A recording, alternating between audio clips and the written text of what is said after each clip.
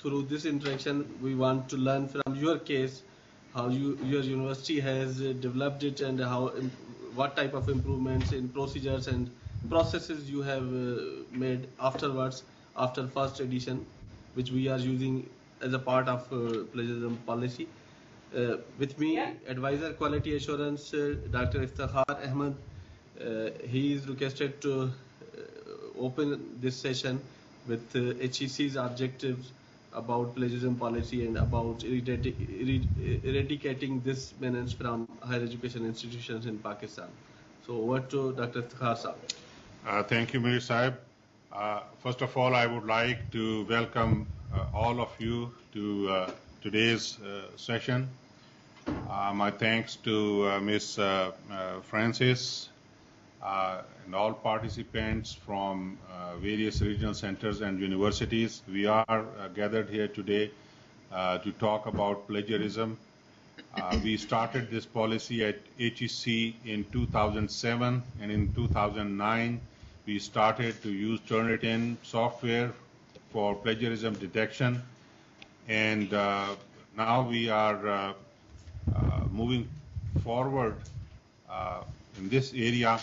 Up to now, this thing has been very successful based on the inputs from various universities, and the purpose of this whole thing is to improve the quality of higher education. There are several aspects of quality assurance related to higher education. Plagiarism is just one of those, but it is an important one.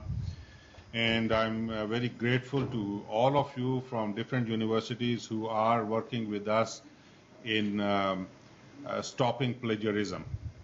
And we have clear policies, and again, these were developed based on the little book from University of Leeds. We are going to hear a lot more about that today.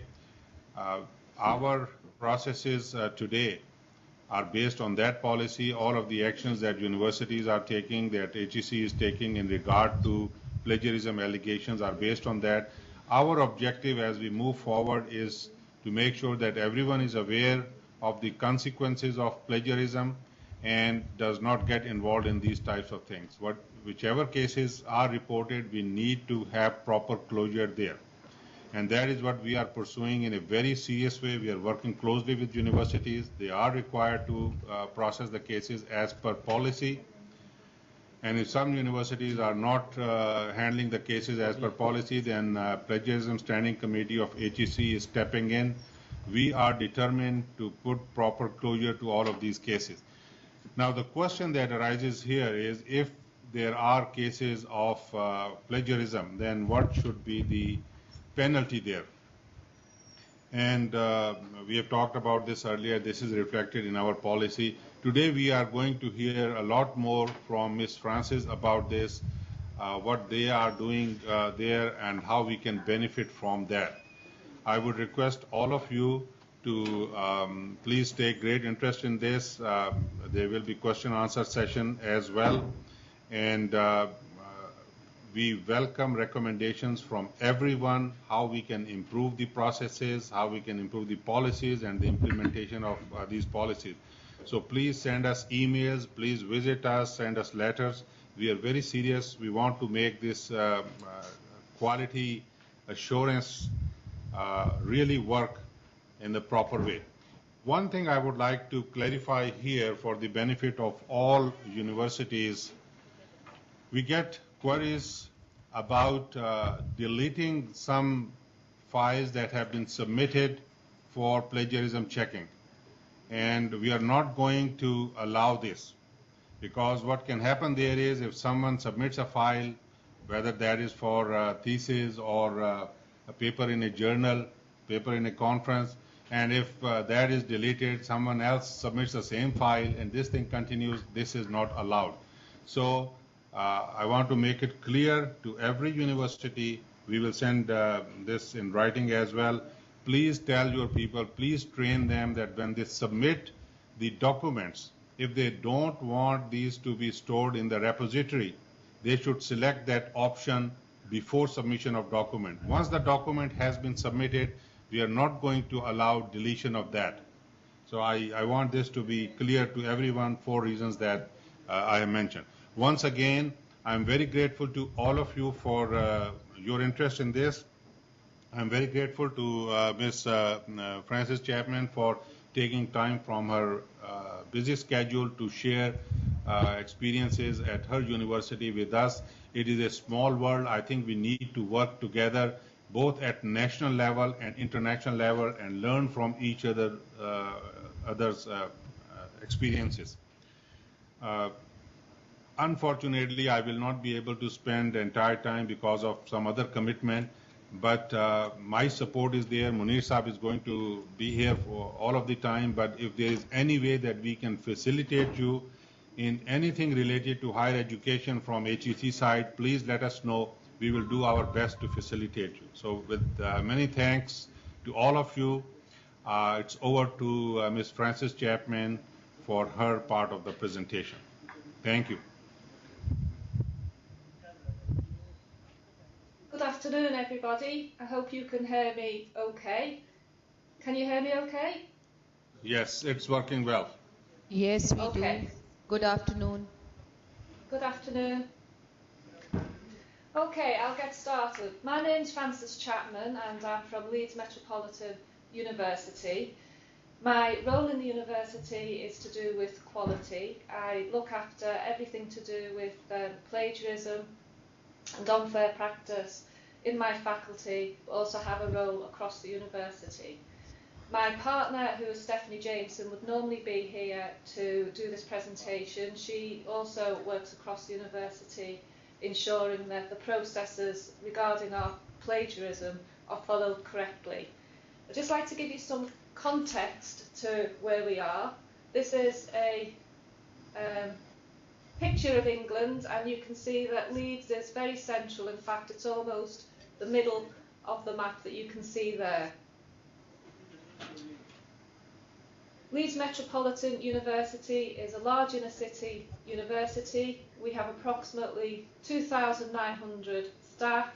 We have about 29,000 full and part-time students, including international students. And we are made up of 4 faculties, which are the Arts and Environment, Business and Law, Carnegie, that look at education, and Health and Social Sciences. This is our campus in a place called Headingley, which you may be familiar with because it has a famous cricket ground there. And this is our city campus, which we are just renovating at the moment. I'm currently situated in the building that's behind the tall green crane, which is sorting our building out and bringing it up to modern standards. This is also part of our city campus. This is Broadcasting Place. This building received the Best Tall Building Award in the world a couple of years ago, but it's affectionately known in Leeds as the Rusty Bucket. Can you hear me? Because I'm getting some feedback here. Yeah, we can hear you, but we are also getting this background. Okay, and this is our other part of our city campus, and this is called the Rose Bowl, where much of the teaching takes place. So that's a bit about the environment in which we are teaching and learning.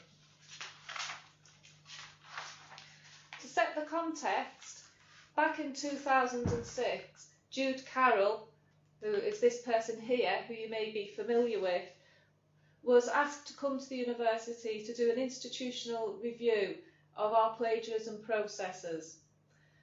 Prior to her coming to the university, each of the faculties dealt with plagiarism in a diverse way. There was no one real structure or process in which to deal with plagiarism.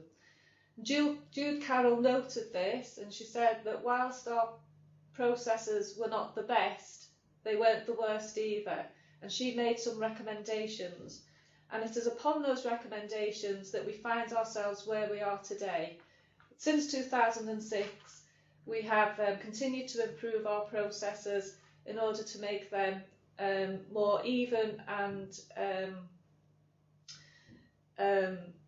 fairer to the students across all our 4 faculties. So we all follow the same process currently. What we have done recently is we've introduced defined roles within each of the faculties. So each faculty now has what we call an academic integrity lead. And these academic integrity leads are the people who coordinate within the faculty everything to do with plagiarism and unfair practice. There is at least one in each faculty. I'm the integrity lead for the Faculty of Health and Social Sciences, and Stephanie, the other person who would have been here, she's the academic integrity lead for Carnegie faculty. So between us, we have half of the university, and there are further 2 more integrity leads who do the same role. We then have academic integrity coordinators, and these are individuals who are specifically trained to undertake stage 1 of the process, which I'll come on to in a few moments.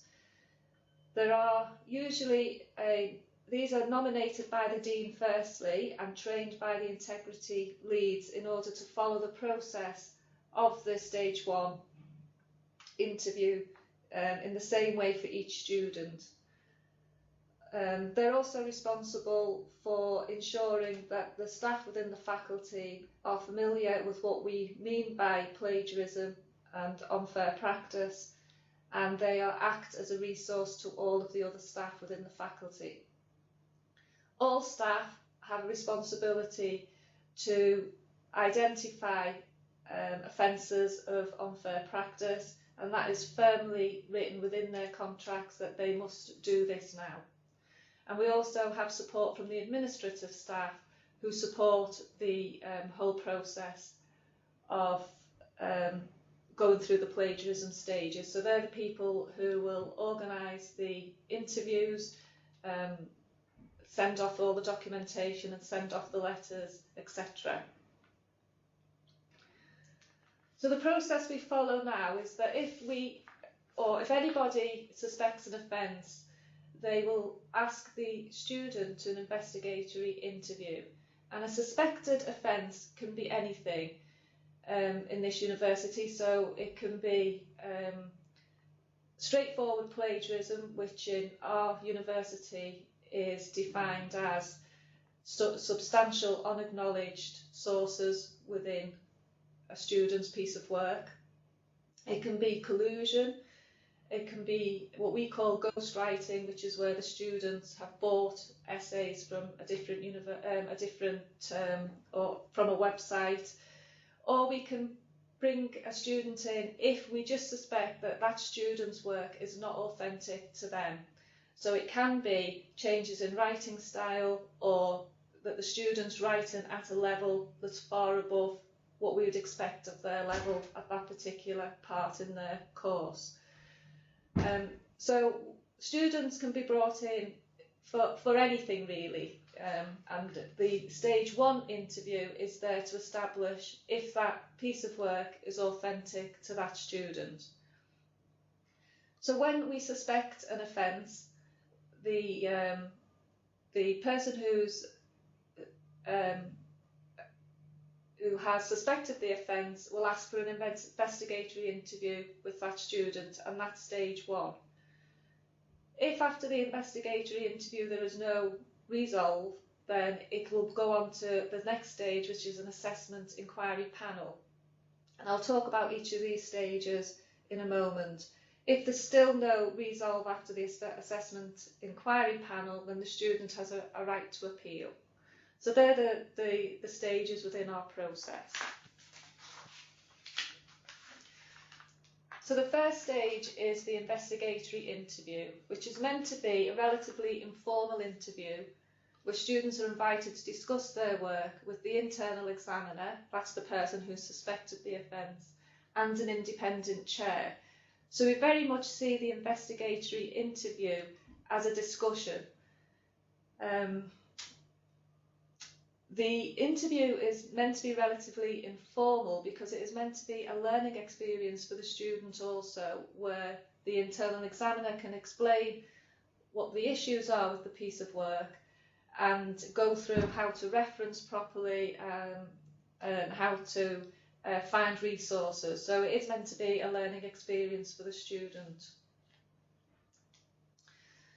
An outcome of one of the reviews that we did after Jude Carroll came was to ensure that we had standard documentation.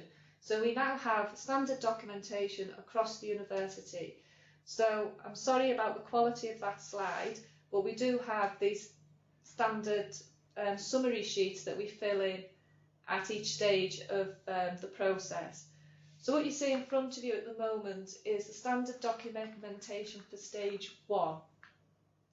In stage 1 of the investigatory interview, the only people who will be present there is the chair, who's one of the academic integrity coordinators who has been trained, the internal examiner, and that's the person who suspected the cheating, the plagiarism or the unfair practice.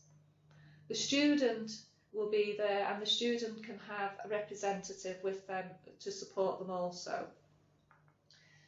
The student has to receive the invitation to the investigatory interview and have at least 5 working days from receiving that letter or information to the actual interview itself. And this is to allow the student time to go and seek some support from our students' union, which we strongly advise them to do. There is a standard letter template that goes out prior to the interview taking place, and this letter explains to the student exactly what it is that is an issue with their piece of work, any evidence that the internal examiner has will go with that. So if there's a Turnitin report, or if there's a journal article where the information has come from, that will all go to the student. So the student is not going to have any surprises when they turn up for this stage 1 interview. They are fully equipped with the reasons for them being there. So we don't talk about anything other than what we've put in that letter and what they have been sent. The stage 1 interview is very much about the student demonstrating that their work is authentic to them, that they have done that piece of work. I'll just go on to the next slide. This is the rest of the documentation. The process within the stage 1 is followed by each of the integrity coordinators. So they will introduce themselves and explain to the student why they are there, explain to the student what will happen during that interview, and also explain to them what the outcomes of that interview can be. It is then handed over to the internal examiner to explain what their issues are with the piece of work, and then the student gets to respond to that and explain what their views of their piece of work is. If at any point during that discussion the student admits that that is plagiarism, then we ask them to complete the number 14, which you may be able to just see on the slide, and that's a student admission, and the student must write, I admit to plagiarism, or I admit to collusion, or I admit to whatever it is that they've done, and sign and date it. And then the interview is completed and the documentation will be forwarded to the Unfair Practice Board, which is the final stage of the process that I'll come on to in a bit. If the student doesn't admit that there is an offence that has occurred, but it is clear to the chair and to the internal examiner that there is an offence, then it's called a non-resolution, and the offence goes straight to stage 2, the assessment inquiry panel. And if we find sometimes the students come in and they absolutely demonstrate that that piece of work is their own piece of work, that it is authentic to them, then there may be no finding of an offence. And in that case, all documentation is destroyed. So there's no record that anything has occurred for that student. The student is informed, if they admit the offence, that they must redo the work. That is part of the process. that there will be a record of the offence kept in their file for the duration of the course, that if they feel that there are any extenuating circumstances that affected them whilst doing that piece of work, that they must submit them directly to the Unfair Practice Board for consideration whilst the Unfair Practice Board are considering the penalty.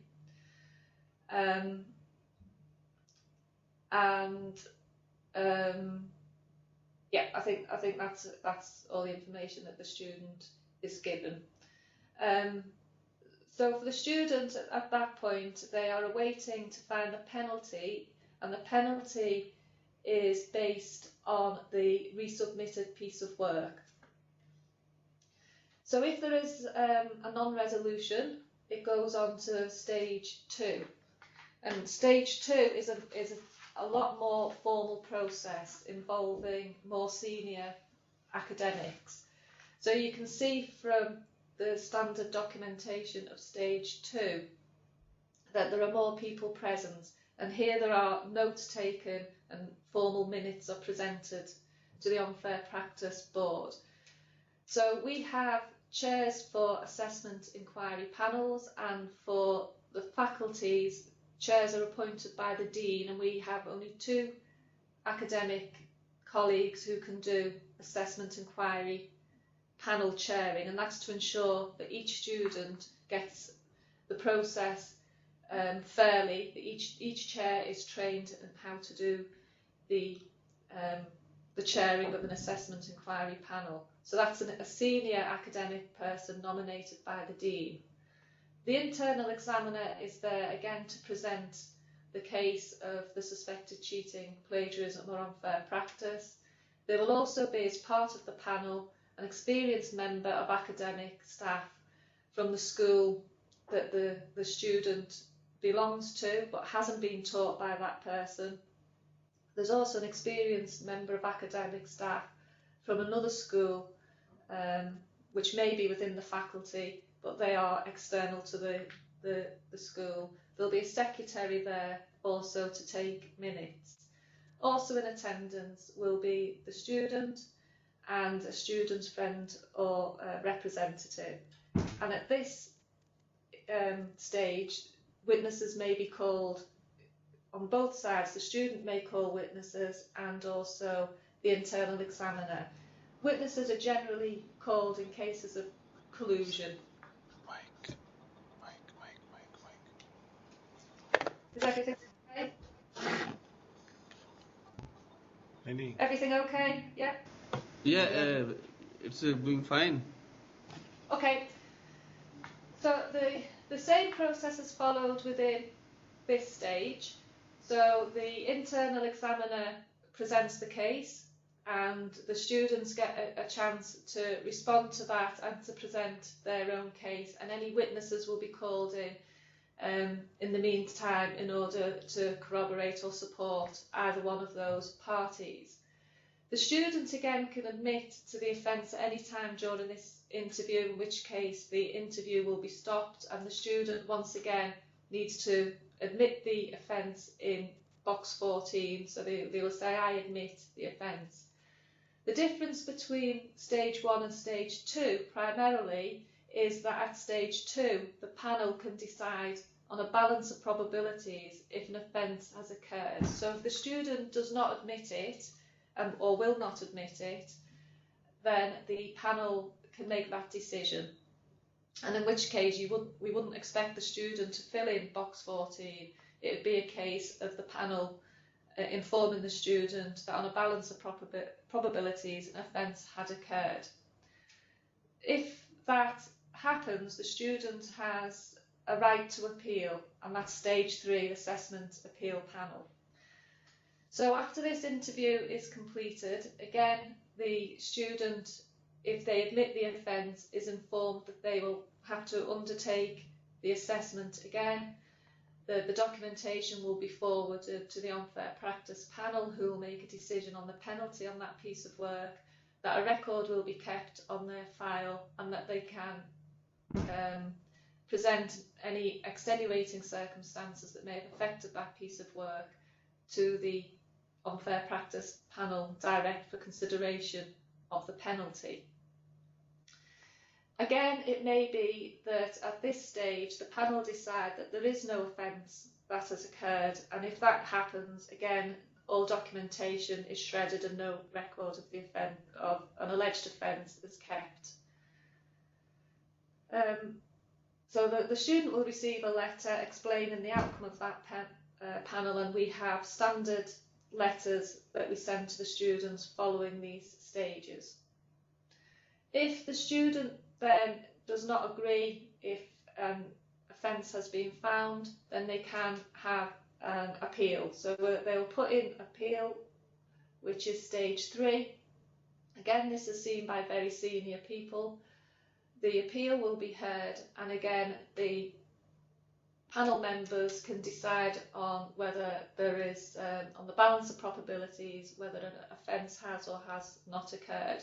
I have to say that whilst we've been undertaking this process over the past couple of years, there's only been a handful of students who have actually appealed the outcome, and in every case the offence has been found at the appeal stage. So following on from all the stages, all the documentation for found offences is forwarded to the Unfair Practice panel. So the Unfair Practice board is a university-wide board. It has an academic representative from each faculty and a substitute member in case that person can't attend. And these are the academic integrity leads. So Stephanie and myself are members of the Unfair Practice board. There is a representation from our legal team, the Registrar and Secretary's office. There is a chair that is determined by the Registrar and Secretary, and there is also a secretary from the Registrar and Secretary's office. So it's quite a lot of senior members of the university sit on this board, although as you can see it's only a small board. There'll be 4 faculty members, the representative from the Registrar Office, so that's 5, the chair 6, and a secretary 7. So it is a very select number of people who are determining the penalties on found cases of cheating, plagiarism or unfair practice. The purpose of the Unfair Practice Board is to refer back to faculty any outcomes which showed procedural or other deficiencies which rendered the admission or finding unsound. So we are only, the second point there is to determine penalties on proven cases. So we only receive proven cases. The Unfair Practice Board will not make any decisions at all about whether or not on the balance of probabilities it was or it wasn't. What comes to this panel is only proven cases. When we refer back to faculty, is if, when I showed you the admission box that the student has to write, if that isn't a clear admission, we will ask faculty to get a clear admission from the student, because for us it's very important that the student understands the offence that they've committed in order to learn from that offence. So, for example, we would refer back to faculty if a student admitted in this way: I admit to the offence, full stop, or I admit to what the lecturer has said I did.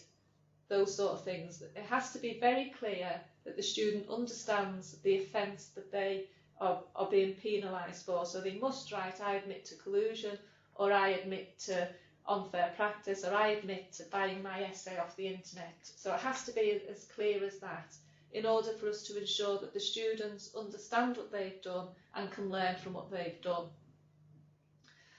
So the other part of the Unfair Practice Board is to receive any extenuating circumstances submitted in relation to the unfair practice, and we consider these prior to determination of penalty.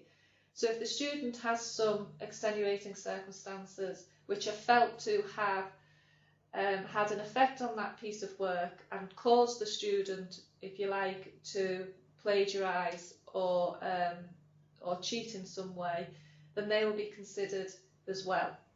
So the purpose is to make sure that it is a transparent, fair and consistent approach for penalising proven cases of unfair practices.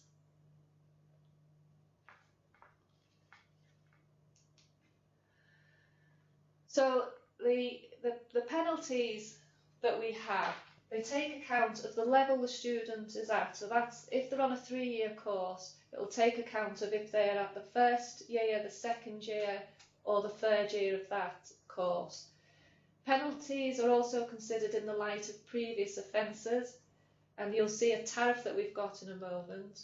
Also the gravity and the circumstances of the offence. So, for example, it may be that if a student has had lack of in-text referencing, if you like, mainly, and that's probably about 90% of the cases that we get in the first year, is students' lack of understanding of how to reference, so lack of in-text references, which in this university we don't look at whether or not the offence was intentional or unintentional. It's only if an offence has occurred. So 99% of offences are unintentional, but about 90% of those are to do with lack of in-text referencing, which is lack of understanding from students entering into university level academic work. So, for example, where gravity comes into effect is if we have a student who's made an honest attempt to do the piece of work and has been unable to reference correctly through lack of understanding of our system of referencing. And we have a student who has gone onto the internet and paid a lot of money for a piece of work to be ghostwritten. We would see that the ghostwriter should have a more severe penalty than the student who's made an honest attempt, who has an inability to reference academically. So that's where we think gravity is important. So we have 4 levels of penalty, which are A, B, C and D. A is the student may be awarded the full range of marks for the resubmitted work and a letter of advice is sent to those people. B, the mark for the reassessed work will be a maximum of 40% and a letter of warning. C, the mark for the reassessed work will be a maximum of 30% and a letter of final warning. And D, the student has failed the level and is required to withdraw from the programme study and a letter of withdrawal is sent to those students. So here is our tariff, and this is just a tariff because as well as the level, which is 1, 2, 3 and 4, so that's 4, 5, 6 and 7. In England, level 4 is first year undergraduate, level 5 is second year undergraduate, level 6 is the final year undergraduate, and level 7 is our master's level.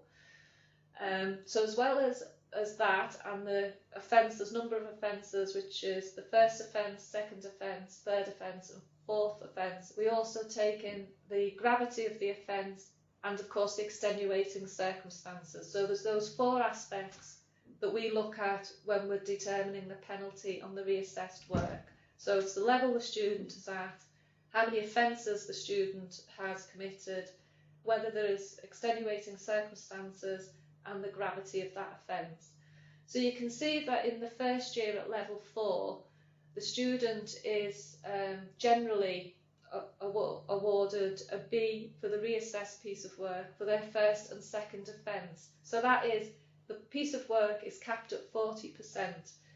And that's generally because at level 4, we really want the student, we are institutions of learning, what we want is the student to learn. It's generally, like I say, lack of in-text referencing. It's our responsibility to ensure that the students understand how to reference.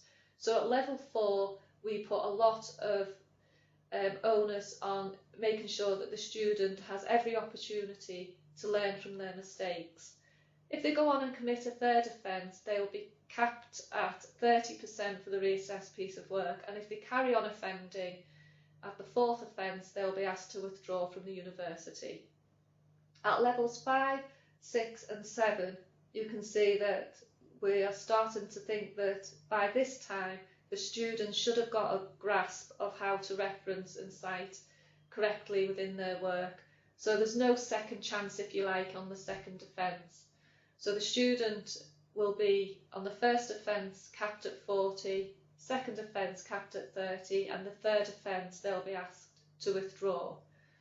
So it may be that a student in level 6 has got 2 previous offences in level 4 or level 5. They accumulate over the year, and therefore if they commit an offence again at level 6, they will be awarded a D, and that will mean that they are withdrawn from the course.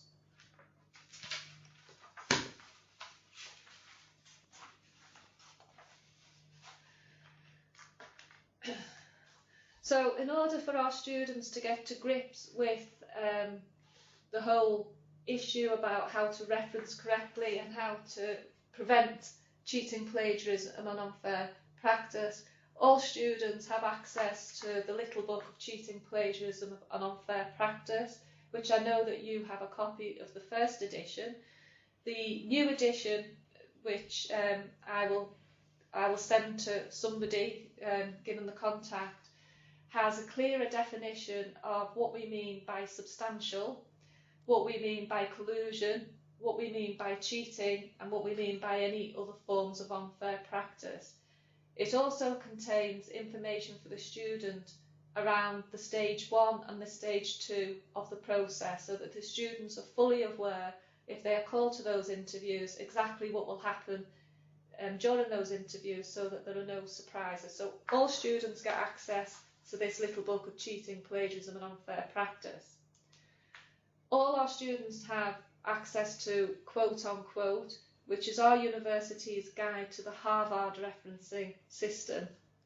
And this is the system that we use. Students can buy this, they can download it, but there's also a link on their virtual learning environment for them to get a copy of this book. We've also in the process of developing an open educational resource in which we have developed some DVDs on how to reference correctly.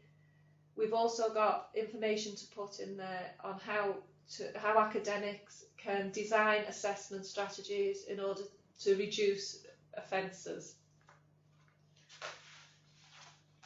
So the university put a lot of effort into preventing students from falling into lack of in-text referencing and preventing them from cheating and plagiarising in order to try and cut down the number of offences that we have. Many thanks for listening to our process. That's about it, and please do ask any questions. Thank you. Thank you, Francis. It is quite useful, and I hope people here in Pakistan will adopt such type of good practices. Now, for question and answers, I would request Regional Center Karachi first to share if they have any query about your presentation or about anything they want to share. RC Karachi.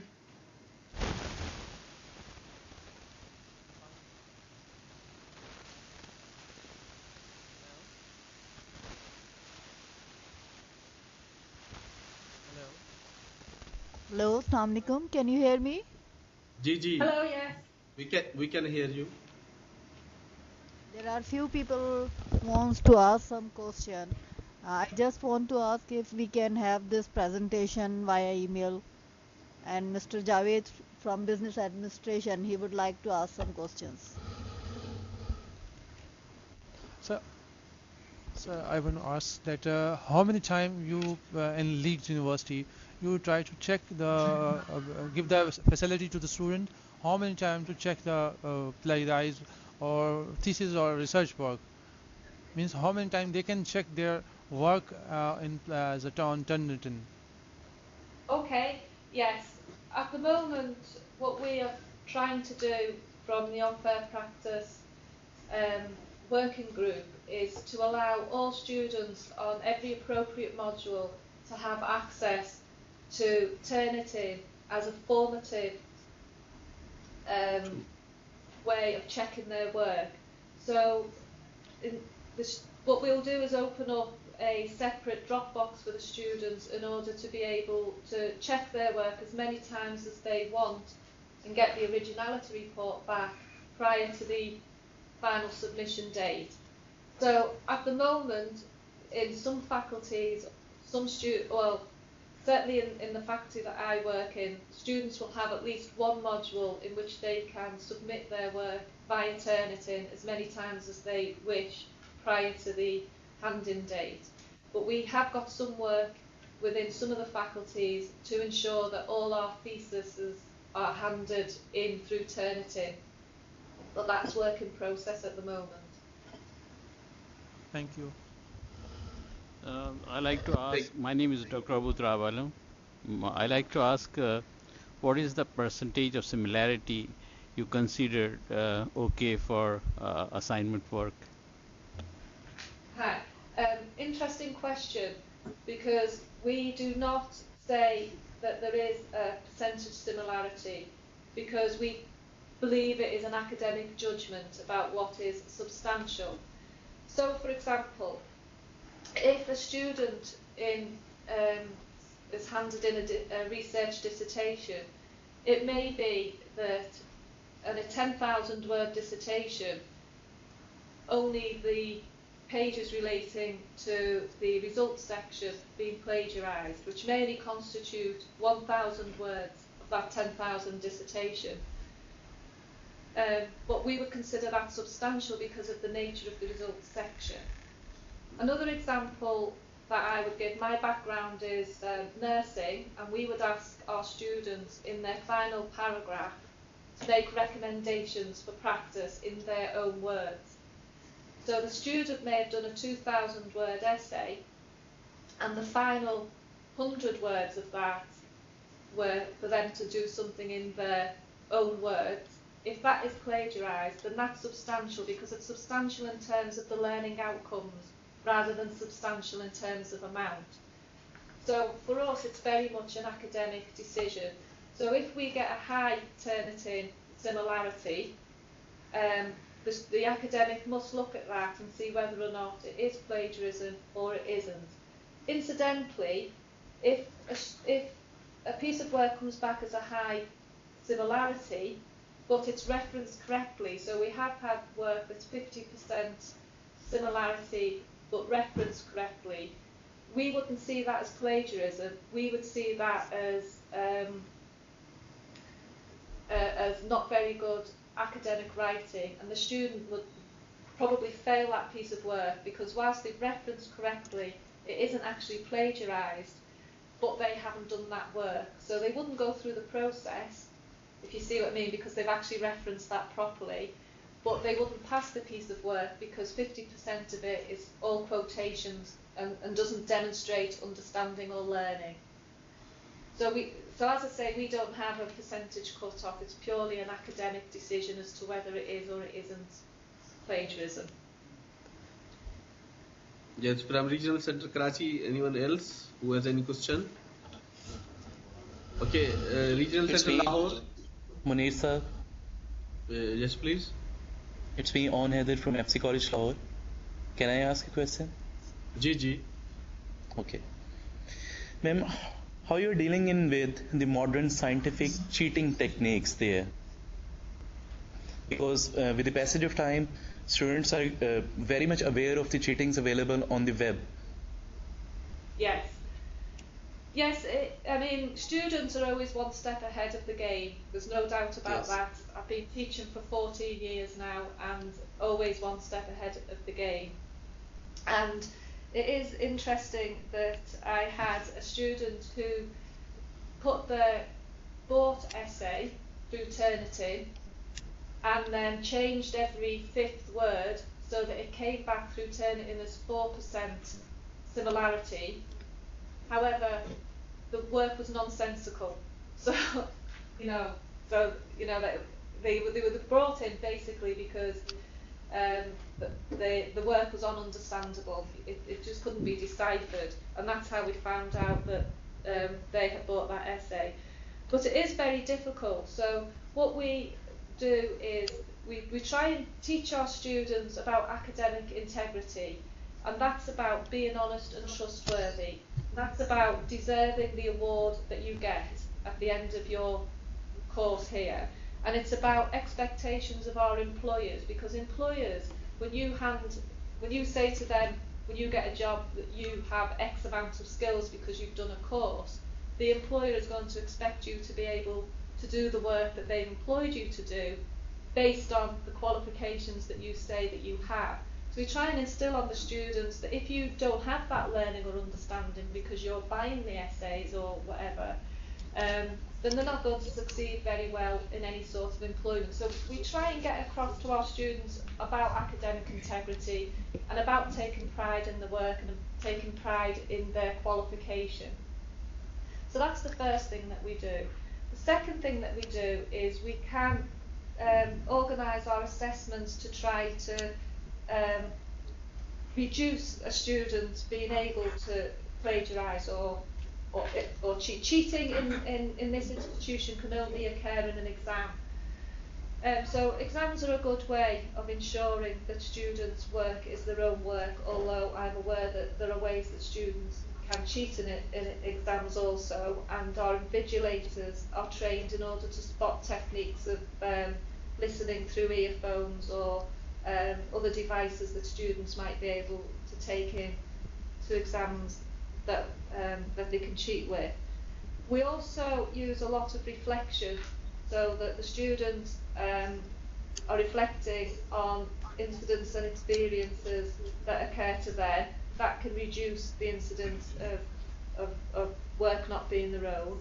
We do some annotated bibliographies, which again reduces the incidence of plagiarism. And sometimes, especially at level 4, our first years, what we will give them is we'll ask them to only use certain sources of information to produce their essay. So we'll give them a list of 6 to 10 books and articles, and we'll say you can only use those books and articles to inform this piece of work, so that we can see whether or not they actually read and understood that piece of work.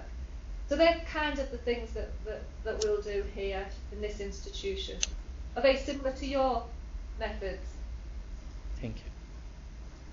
Hello. Regional Center Lahore. Yes, I have a question, rather couple of questions. Thank you, Ms. Chapman. It was a very enlightening and interesting presentation, and it is more or less for the students. We will also be interested in knowing about, how to check the publications or research work of the faculty members. So my question is that will Higher Education Commission Pakistan will be privy to the new edition of Little Book of Cheating and Plagiarism?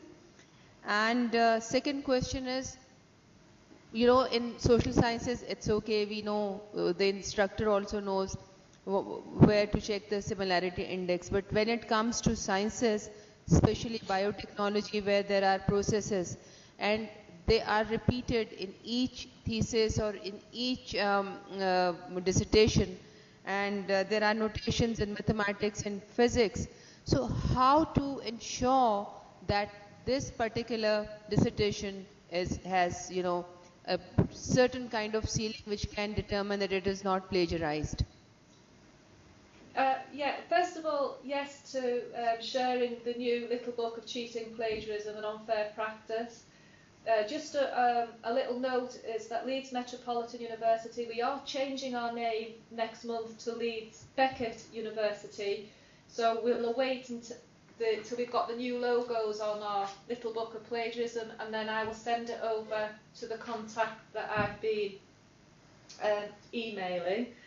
To the second issue, it is tricky with science subjects surrounding plagiarism, and I understand that because my first subject is human biology, and as a student it's very difficult to put in your own words what is scientifically proven, if you like. So heart rhythms are heart rhythms, if you like, and it's very difficult to say how that happens any differently from anybody else.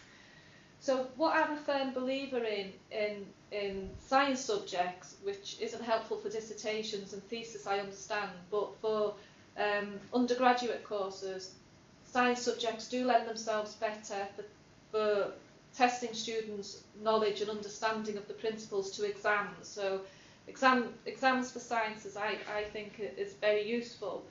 But in terms of the other question, where we work with that is that we do what we call vivas. So the student has to come in and discuss their work, and they work very closely with the supervisor. So the supervisor is a lot part of the process in order to check the student's understanding of what it is that they've written. And I expect that that's one of the areas that can be explored a bit further in how we use our face-to-face supervision with students in order to make sure that the piece of work that is being produced is authentic and does belong to that individual, and that they have in-depth understanding and knowledge about what it is that they've written. But it is it is a problem for everybody at the moment. Referring back to the previous question, students are always one step ahead, and we do live in this global environment now where information and resources are readily available to anybody, and particularly to those who can afford it and pay for individuals to write their piece of work. But at the end of the day, they're only cheating themselves, is what I will say. People are always going to get away with it, if you like. Yes, thank you. Actually, it's heartening to know that we at GC Government College University Lahore we have defined the role of supervisors, and we have reiterated that it is important that they have to see the authenticity of the work presented by the student. And I also request you that if you have time, please also elaborate on the research publications submitted by the faculty members also. Okay, so the research publications submitted by faculty. So in some faculties, research is submitted through Turnitin, and in other faculties it isn't. And what we're trying to work towards is that either they all are or they all are not, because what we are a firm believer in is it has to be fair for all students across the university. So it's unfair to say that the students in my faculty, that all their theses are going through Turnitin and we're picking up plagiarism, but in other faculties they're not, and it's not being picked up. I don't think that's a fair process. I think it has to be all students have access to the same facilities. So I think we're probably the same as anybody else in trying to detect plagiarism. It's down to the individual person marking the piece of work to understand whether or not that work is authentic to that student, and that's about knowing the student. So particularly for doctoral students, where supervision is a lot more structured for our doctoral students, that supervisor is seeing the drafts and is talking to that student and is finding out that they do understand and have in-depth knowledge of the subject matter underhand. But it is a real issue, I agree. Thank you so much. Thank you. Any other question from RC Lahore? Then we are going to have a question from RC Peshawar. Excuse me, sir, I have a question from RC Karachi. Yes, please. I would like to ask about self-plagiarism. Do you differentiate between self-plagiarism and plagiarism from some other author? Is there any difference in the policies that you are implementing?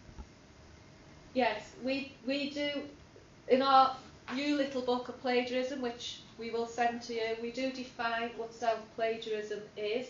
And for this university, we define self-plagiarism is the submission of work, again, that has already been submitted for credit. So if a student does a piece of work and has it marked and has received credit for that, if they subsequently hand it in again in a different module, if you like, that will be seen as self-plagiarism. That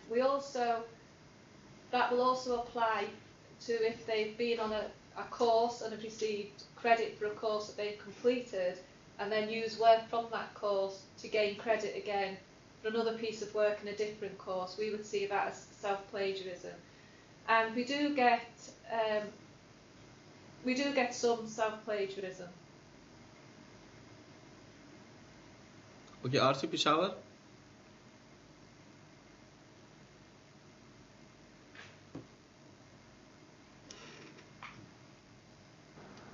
Are you listeners? Hello? Yes, we can listen. Yes. I am Dr. Sajjad from Islamic College, Peshawar. And my question is, in my opinion, similarity and plagiarism are two different words. Basically, the software Turnitin is checking similarity index. So, what mechanism we have to adapt for the plagiarism and the differentiation between plagiarism and similarity? And the second question is, if a person from the quality enhancement cell or someone else like a dean from other disciplines have to decide about the plagiarism on the basis of similarity index? Okay, so I agree that plagiarism is different from similarity, and that was why I answered the question about percentage the way that I did, because as I was saying, we could have a 50% similarity match, but that isn't plagiarism because it has been properly referenced and cited.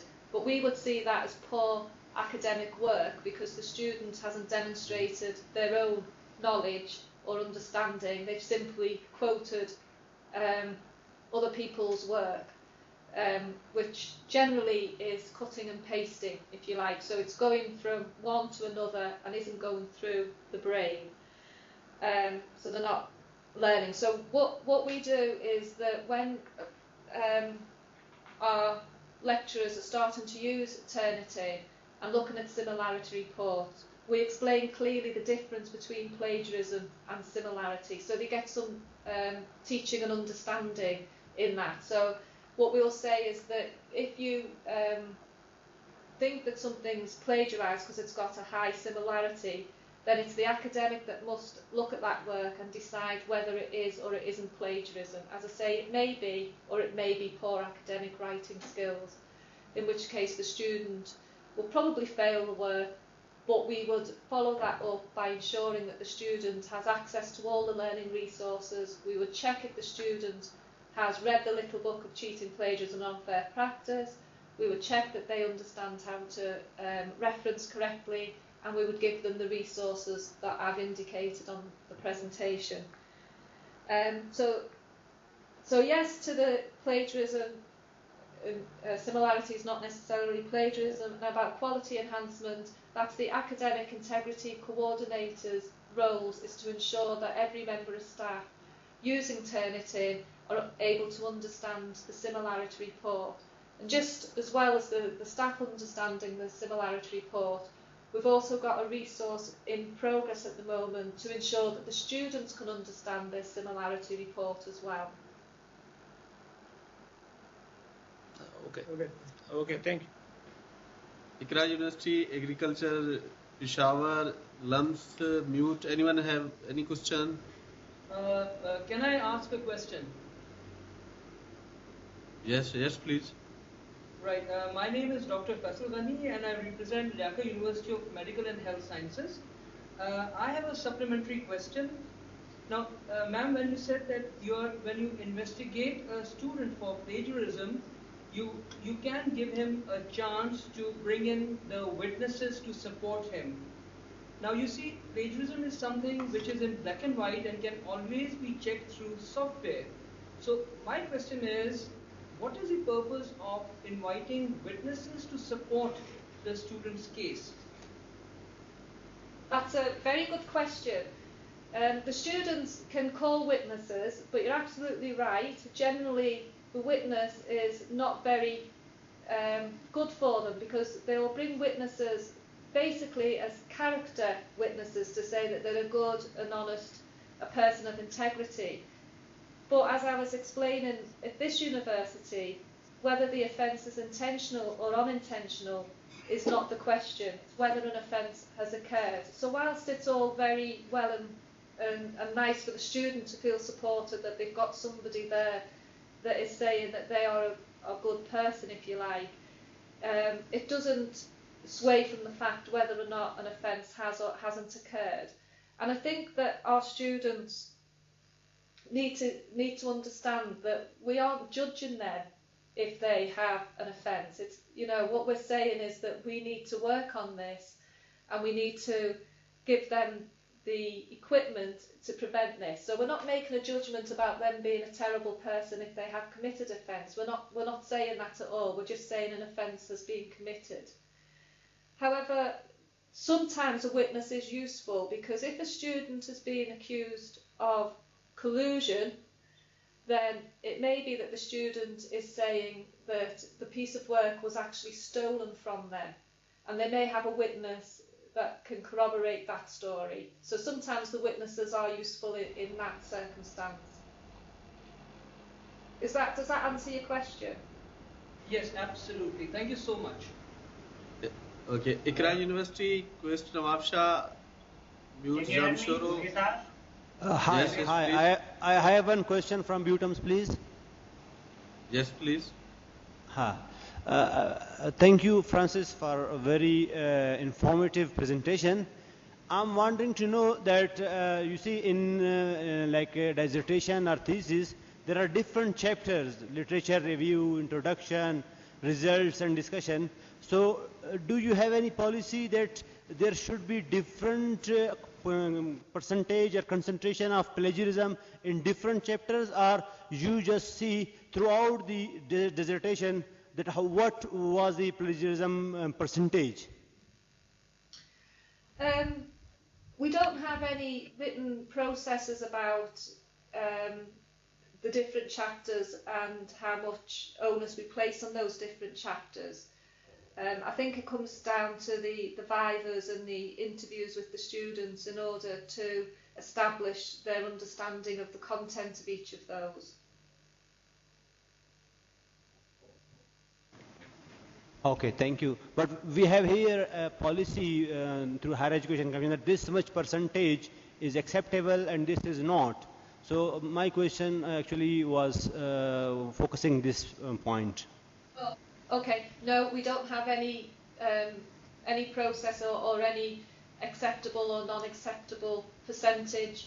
It's down to the academic to establish whether or not, in their consideration, it's substantial plagiarism.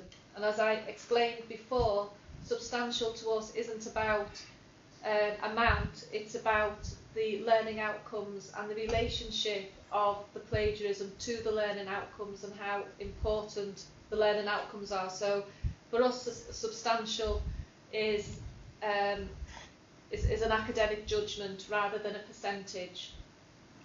Okay, thank you. I am Dr. Jamil Aman. I have a question from Butum Quetta. May I ask? Hello? Yes, please. My question is that about the research article, plagiarism in a research article. Let's say a scientist or a researcher has published an article in advanced countries like Europe or in USA, UK. Similar kind of work is being performed in Pakistan. So while writing the research article, if I copy a paragraph from the research article that has been published in European countries, and without rephrasing that paragraph, if I write same paragraph in my research article and I give a reference of that research article, is it comes under the heading of plagiarism? That's an interesting question, because here, under our definition of plagiarism, if that was properly referenced and cited, then the source of the information or knowledge has been expressed, and that would not be plagiarism here. If that consisted of a large part of the dissertation, so it was, a quarter of the dissertation, but it was properly referenced, it wouldn't be plagiarism in this institution, but it would be poor academic work and would probably fail because it wasn't their work or demonstrating their knowledge and understanding. All it's demonstrated is that they've been able to find a piece of work through whatever sources that they've got and cut and paste it into their own work. It's not demonstrating any level of sophistication, integration or synthesis of knowledge, so that would be poor academic standards to us, so it would probably fail. But because it's been properly cited and properly referenced, then it wouldn't be considered as plagiarism in our institution. Thank you. Thank you. Any remote side, if any question is there, then. Yes, Mr. Munisa, this is Ghulam Razin. Can I ask a question? Yes, please. I have just one question that most of the students use different resources and different references for their thesis writing. Sometimes they use too much references that similarity becomes at higher side. Now, as per policy, any student can revise their thesis thrice as per our HEC policy. But when first time their similarity is at higher side, and second time when they revise it and it becomes acceptable in limit. But I don't think that their work is genuine and they have produced their own work. But because of rephrasing the resources, different resources, their thesis become acceptable. Is it qualitative thesis writing or is it qualitative work? Is it acceptable at standards? Right, I think the question that you're asking is if it's acceptable for students in this institution to hand in work that's unoriginal. Now, because of our definition of plagiarism, our definition is substantial, unacknowledged, and that's the key. So, whilst ever that student is acknowledging their resources and sites, it wouldn't be considered plagiarism. But it isn't original work, and therefore it wouldn't pass that. It wouldn't pass as a piece of work for that student. It would be a fail because, particularly in doctorate thesis, we are looking for original work, and if it isn't original, then they can't be credited for original thought. So we get a lot of students who what we call mash up, and the person who met us at the plagiarism conference in Newcastle, which is how we become networked here, they may have received a poster from Turnitin that had a list of unoriginal work, the 10 most unoriginal work, and there's names for these essays that come through. So one of those is a mashup where students are taking bits and pieces from all sorts and making a paragraph out of them. Whilst that's unoriginal work, and for our institution it would be considered as poor academic practice and would probably fail because it's not demonstrating any knowledge or understanding, as long as it was accurately referenced, we wouldn't take them through the plagiarism process. And I think that's a key difference with our institution, is our definition. We hold our definition up as substantial, unacknowledged, where the students acknowledging the sources. What we do is we send them to what we call skills for learning, for information and techniques on how to write their own work so that it's demonstrating the knowledge that we want them to demonstrate. But certainly at doctorate level, that sort of mashup, as we call it, because it's not demonstrating original thought, it wouldn't pass that learning outcome at all. Thank you. Now coming back to Islamabad, capital of Pakistan. Anybody, any query, question about today's interaction about the plagiarism policy process? I think just to have an elaboration about the previous question has already been asked about the work of a faculty member being presented outside the university. I just want to ask, is there any mechanism to filter out or check the plagiarism of the research work being submitted by a faculty member outside the university? And at the same time, if a prima facie case has been established against a faculty member, is the same kind of mechanism of procedure is adopted in lead university to definitely penalize that faculty member? I don't quite understand the second question. Is the first question, have we any mechanism outside the university to detect plagiarism? Is there a mechanism to detect or filter out the plagiarism of faculty member research work is being submitted outside the university, like in journals or publishing any book or chapter? That's what and then I don't think so. I think that that's down to the academic colleagues to pick that up and report it. And I think that in a lot of high-profile media cases here in England, that what's happened is the academic community has picked up on somebody plagiarising and reporting it. And I think that's probably the only way that we can do that outside the university, is to rely on other academics and other colleagues to, to say that that isn't their work, and that would need to be looked at. I think that's the only way we can do it. Thank you. Munir Saab, I have a query. May I? Okay, ladies first, so go ahead. Okay. Francis, I just wanted to have some clarification because there was this case of a student and a faculty member, and that student was being supervised by one of the teachers who wrote a paper later after 3 years when the student submitted his paper, master thesis. Now my question is that in the acknowledgement section the student has thanked that particular teacher, and then after 3 years when he finds out that the extracts of his thesis were taken and they were presented in a paper, and do you call it collaboration or personal regulation between the both? Because that student did not know about that the paper was published out of his thesis.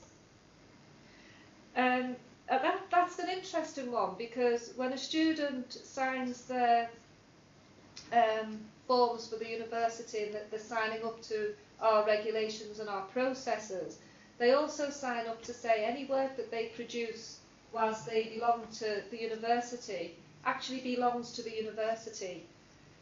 So I don't know if that answers that question.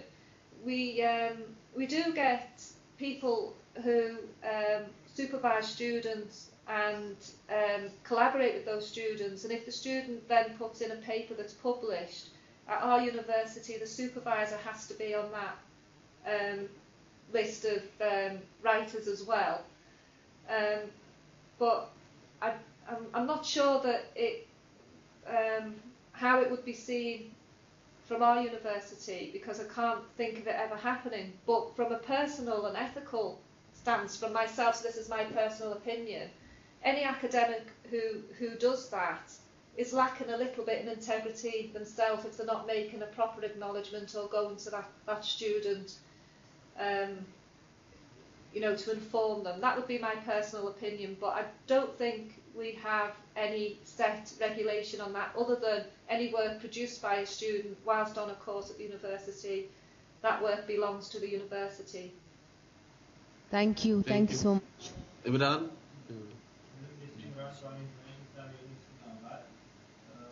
just want to know about what's the relation between the penalty for students and the faculty members. Because students are also doing plagiarism and teacher are also involved. So is there any difference between policy for penalty or code? I'm sorry, I couldn't hear that question. Can somebody...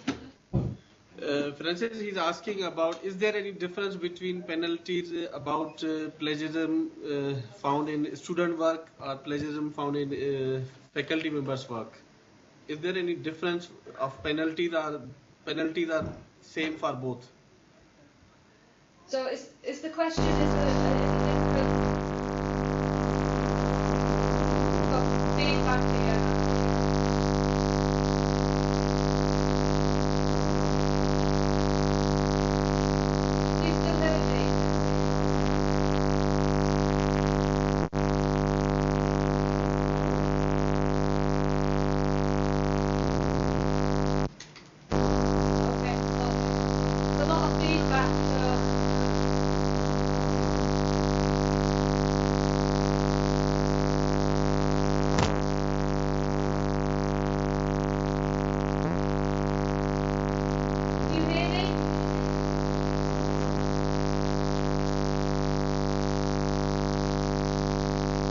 Can't hear you, it's very noisy.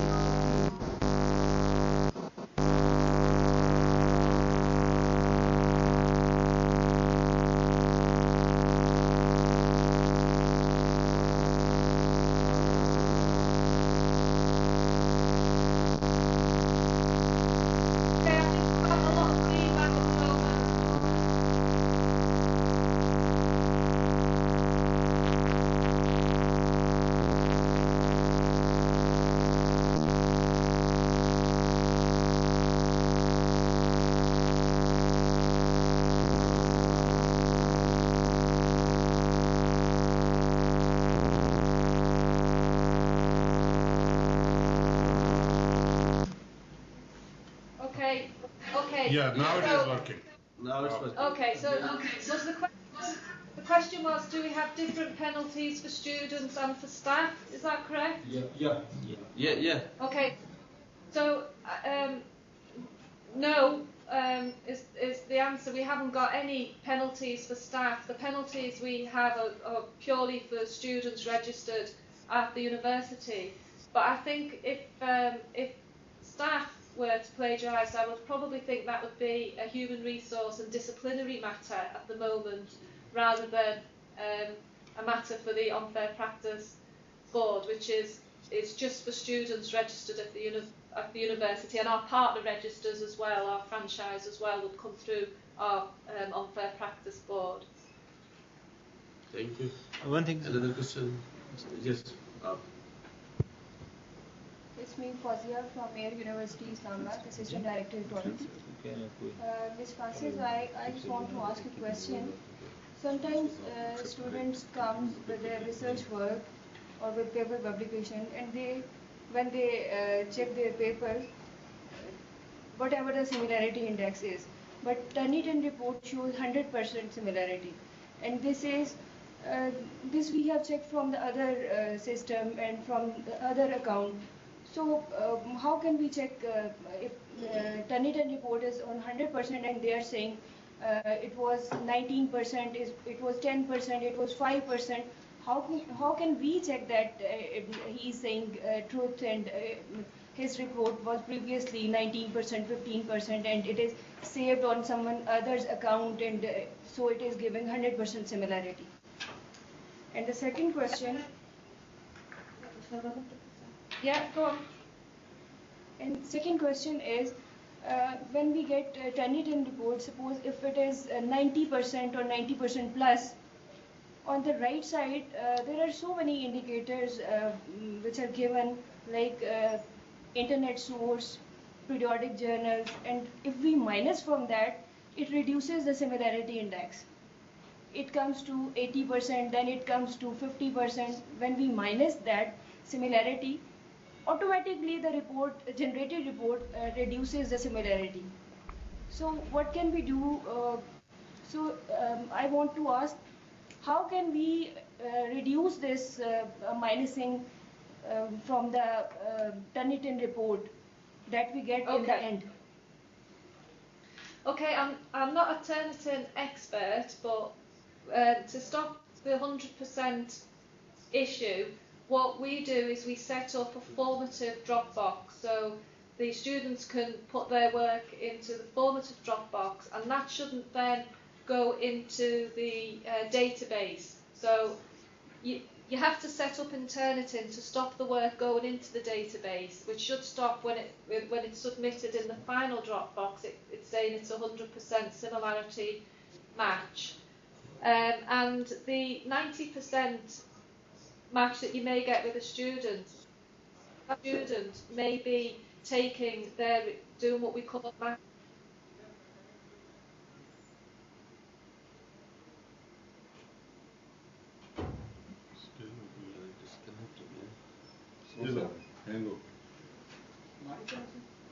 दोनों picture team are really very helpful, and if you've got any questions at all about Turnitin, to email or contact them through the desk, and they will explain the quick ways that you can resolve those issues. There are ways of getting around them, but I'm not technically minded to be able to help you at this point. But do get in touch with the Turnitin team, because any time that I've contacted the Turnitin team, they've been very helpful.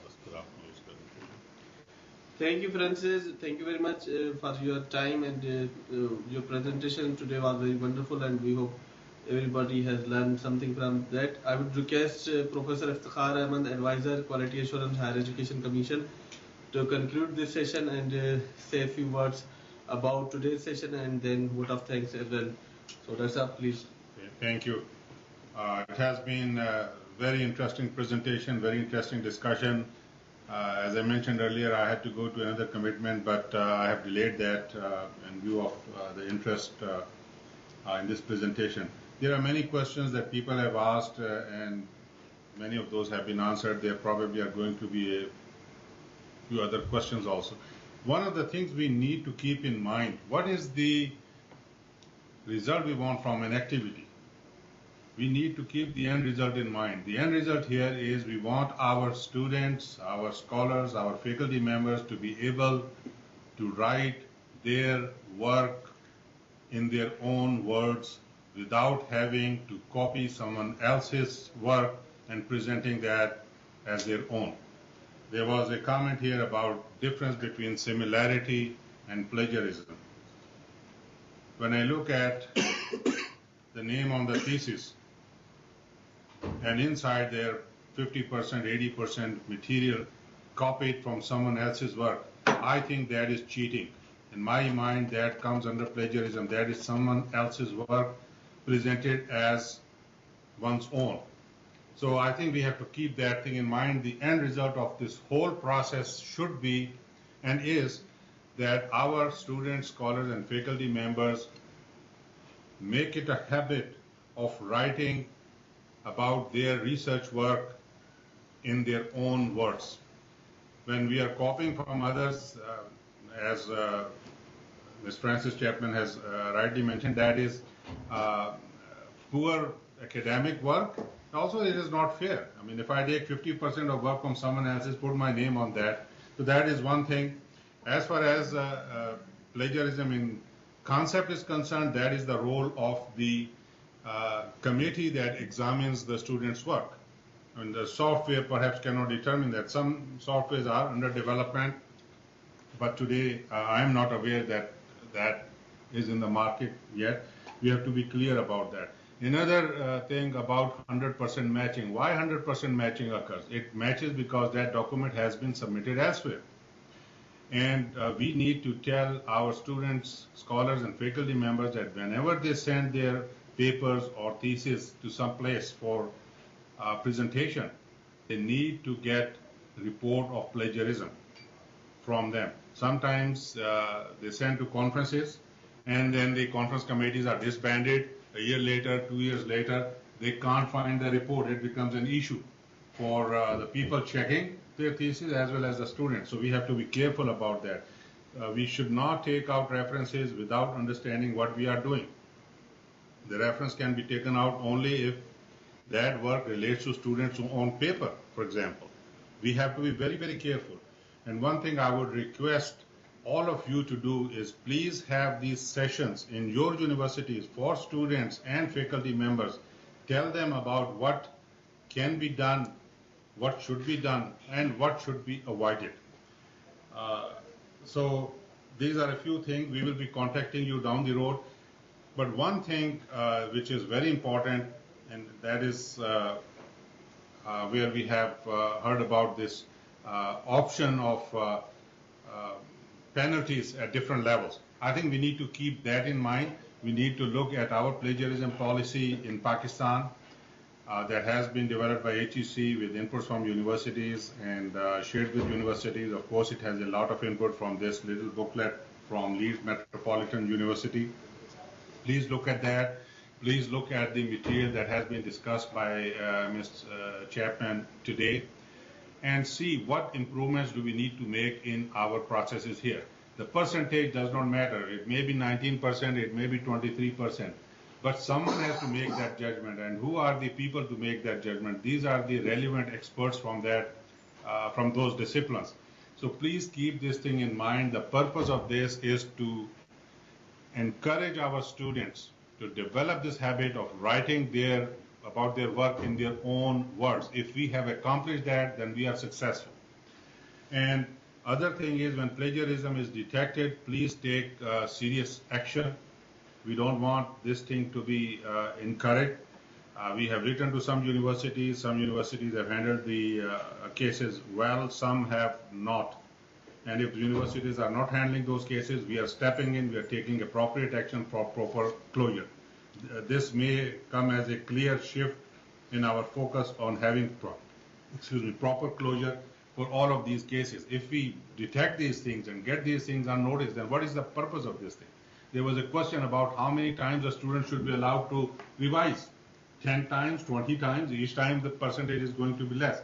So I think these are the things that we need to develop with experts from your universities. So please keep this thing in mind, and quality and this habit of writing about one's work in one's own words should be the key parameter there. I'm very thankful to you, Ms. Frances Chapman, for taking time from your busy schedule. It has been very helpful discussion for all of us here. I've already discussed here with Mr. Munir. He will be in touch with you. We will get some material from you that you have mentioned. We will share that with other universities. We will look at your policies very seriously in terms of how we can benefit from those and implement those in our policy. Our plagiarism policy is under review as all other quality assurance criteria, and we will have this revised during this quarter. That means by September 30th. So I would request all universities, if you have any suggestions, any comments based on your experiences, please share those with Mr. Munir. You have his email address. We will seriously look at those and incorporate those in our next document. And inshallah, this work will be finalized this quarter. So with that, I want to thank all of you. Special thanks to Ms. Frances Chapman. If you ever happen to visit Pakistan, please pay us a visit. It will be a pleasure to have you here. I'm thankful to all universities, all regional centers, all people who are here with us at Islamabad for participating in this and making this meaningful. Let us continue this good work. Many thanks, and over to Mr. Munir. Thank you very much, Francis. Nice to meet you in Newcastle and again through video conference here in Pakistan. Hopefully, I will be in contact and I will get that document from you. Thank you, everybody in Pakistan. Thank you, regional centers and all other staff, video conferencing staff in HEC Islamabad as well. Thank you. Bye. Goodbye. Thank you. Goodbye.